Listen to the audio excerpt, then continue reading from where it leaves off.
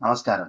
ప్రజలారా, ఆలోచించుకునే సమయం వచ్చింది. మనకున్న ఓటుని సరిగ్గా వినియోగించుకొని సరైన నాయకుడిని ఎన్నుకోవడానికి. గ్రామాన్ని దోచుకునే వాళ్ళని కాదు, గ్రామాన్ని అభివృద్ధి చేసే నాయకుడిని ఎన్నుకుందాం.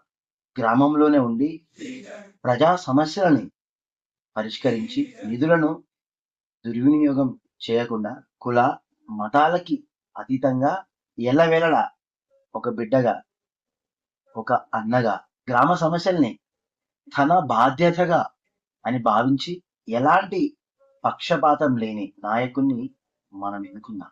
మహిళ సాధికారికత, విద్య మరియు రైతన్నల సమస్యలు, ముఖ్యంగా విలేజ్ డెవలప్మెంట్ కమిటీ విడిసి కోసం కృషి చేసే నాయకుడిని మన గ్రామంలోని యువత అందరూ కూడా ఆలోచించి సరైన నిర్ణయం తీసుకుందాం.